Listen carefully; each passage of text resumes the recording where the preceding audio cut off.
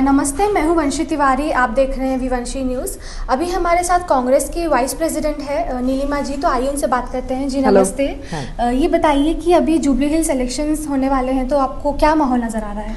बहुत ही अच्छा, उत्तेजित और खुश माहौल नज़र आ रहा है, क्योंकि हर एक इलेक्शन में हम देखते हैं कि सारे पॉलिटिकल पार्टीज़ कैंपेन करते हैं। स्वाभाविक है कि इलेक्शंस में पॉलिटिकल पार्टीज़ ही कैंपेन करेंगी, बट जुबली हिल्स में हम देख रहे हैं कि आम जनता भी कांग्रेस के साथ और कांग्रेस के इश्यूज़ पे, जो इश्यूज़ पे हम लड़ते हैं, वो हमारे साथ जुड़ रहे हैं। तो ये पहली बार देखने को मिल रहा है कि एक इलेक्शन में आम नागरिक भी आगे बढ़ के ये चाहता है कि एक पॉलिटिकल पार्टी जीते। और हमें बहुत खुशी की बात है कि इतना एक जन समूह जो हमारे साथ हर बार चलता है। कल जैसे रात को भी हम वहाँ पे कैंपेन कर रहे थे जुबली हिल्स में, सोमाजीगुड़ा जो एक डिवीज़न है वहाँ पे कर रहे थे। और मेरे साथ ऑफकोर्स सनत नगर जो मेरी कॉन्स्टिट्यूंसी है, वहाँ से बहुत सारे नेता जुड़े थे और काडर भी। बट हमने ये देखा कि वहाँ के आम नागरिक भी, जो वहाँ पे स्थानिक लोग हैं, वो भी हमारे साथ जुड़े। उन्होंने भी हमारा साथ दिया। कोई भी हो, जो बिजनेसमैन हो या कोई कमर्शियल एस्टेब्लिशमेंट का इंचार्ज हो या फिर कोई RWA जो रेसिडेंट वेलफेयर एसोसिएशन के लोग हों, वो खुद आगे बढ़ के कह रहे थे कि आप उस घर में भी जाइए, चलिए हम ले जाते हैं आपको। ऐसे बहुत अच्छा माहौल है। कांग्रेस की आपको कितनी संभावना लग रही है जीतने की? 100%। और उसके पीछे कारण, अब सबसे बड़ा कारण क्या? जैसे मैंने अभी कहा कि एक तो लोगों का मदद, क्योंकि लोगों का सोच डेमोक्रेसी में सबसे ज़्यादा इम्पोर्टेंट होता है। और यही सबसे बड़ा कारण भी होना चाहिए किसी भी इलेक्शन में, कि जीतने के लिए एक ही कारण होना चाहिए कि लोग चाहते हैं कि वो नेता जीते या वो पार्टी जीते। BRS का सबसे बड़ा कहना ये है कि नवीन यादव जी को कैंडिडेट घोषित करने की वजह से कांग्रेस की जितनी भी चांसेस थी वो पूरी जा चुकी है, तो इस पे क्या कहेंगे? वो तो ऐसे ही कहेंगे। वो मतलब एक कंस्ट्रक्टिव अपोजिशन होनी चाहिए डेमोक्रेसी में हमेशा, जहाँ पे आप अपोजिशन जो है डेमोक्रेटिक प्रोसेस को स्ट्रॉन्ग करें। जैसे कोई अगर आपकी कोई भी सोच है या फिर प्लानिंग है, वो सब मिलके करें, लोगों की भलाई के लिए करें। और ऐसे अगर उसमें सुझाव भी हों तो वो लोगों की भलाई के लिए हो। बट आज हमें ये देखने को मिलता है, जैसे बाकी अपोजिशन पार्टी में, किसी का नाम नहीं लेना चाहती, कि वो बस इसमें है कि किसी की टांग खींचे या फिर कोई ऐसे स्टेटमेंट दे दें ताकि हेडलाइन बन जाए। ये अपोजिशन का काम नहीं है। हम भी अपोजिशन में रह चुके हैं, हमने मुद्दे उठाए लोगों के, इसलिए हमने इलेक्शन जीता। भाई हमसे कुछ सीखो।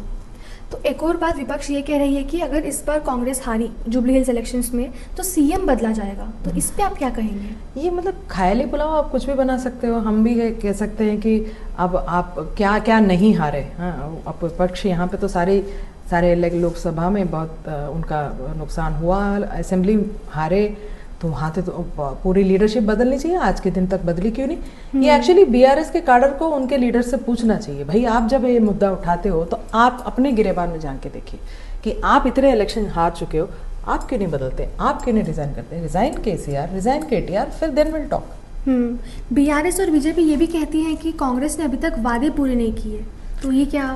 अब वादों का ऐसा है कि अगर हम BJP के वादे गिनवाएं, मतलब विकास से लेके आज तक जो बातें हुई हैं, लोगों के आंखों में धूल झोंकना, उनको ऐसी मतलब किसी गलत रास्ते पे निकालना, वो तो BJP पूरे देश को दिखा चुकी है कि कितने झूठ और कितना मिसकम्युनिकेशन करते हैं वो। तो BJP तो इसमें नहीं बात करे तो बेटर है, क्योंकि हम अगर बोलना शुरू करें तो फिर उसका कोई अंत नहीं होगा। जैसे बिहार इलेक्शन में देख ही रहे हैं आप किस तरीके से वातावरण बनाया है BJP ने। तो BJP के तो वादों के बारे में ना बात करें। और as far as BRS is concerned, जिनके इलेक्शन एफिडेविट आप निकाल के देख लीजिए कि उनका संपत्ति जब वो इलेक्शन, मतलब उन्होंने पॉलिटिक्स शुरू की तब क्या था और आज के दिन क्या है, उससे पता चल जाता है कि जो उन्होंने अपने साथ वादे किए कि वो खुद मिलियनेयर बनेंगे या करोड़पति बनेंगे, वो वादे उन्होंने पूरे किए। बट जो गरीब आदमी है, उनको जो वादा किया उन्होंने पूरे नहीं किए। वो गरीब आदमी जहाँ है वहीं था, हैदराबाद की जनता जहाँ है वहीं है। आज के दिन भी जब हम कांग्रेस की गवर्नमेंट हम फाइट करते हैं, तो हमें आज के दिन का नहीं, पिछले 10 साल का जो नेग्लेक्ट है, 10 साल का जो काम नहीं हुआ, वो सारा पूरा करके आने पड़ता है। आसान बात नहीं है। तो वादों के बारे में तो बीआरएस और बीजेपी दोनों बात ना करें।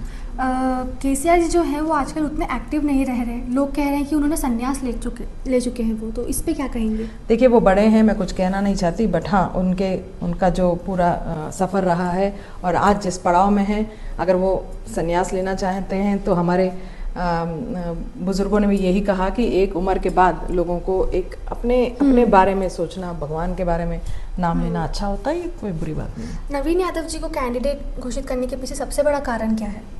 सबसे बड़ा कारण यह है कि एक जो हमारे सिद्धांत हैं, जो कांग्रेस के सिद्धांत हैं, उनको आगे बढ़ाने का हमारा पूरा हमेशा यही कोशिश रहती है कि कभी भी हमारे सिद्धांतों को जो आगे बढ़ाए वो आदमी, वो person should be the candidate. वो युवा हैं, बीसी वर्ग से आता है, जिसके लिए हम काफ़ी कुछ कर रहे हैं, और पूरा जो जैसे हम कह रहे हैं कि पूरा 2 साल का जो गवर्नमेंट का हमारा काम है वो आगे बढ़ा सकते हैं, वो हमारे विश्वास है। जी, आपके समय के लिए बहुत बहुत धन्यवाद। आपका बहुत बहुत धन्यवाद और बहुत बहुत शुभकामनाएं। इतने कम उम्र में आपने इतना अच्छा चैनल शुरू करा, आपके परिवार को भी मेरी शुभकामनाएं कि ऐसा सपोर्ट सबको मिले। All the best and God bless. Thank you so much.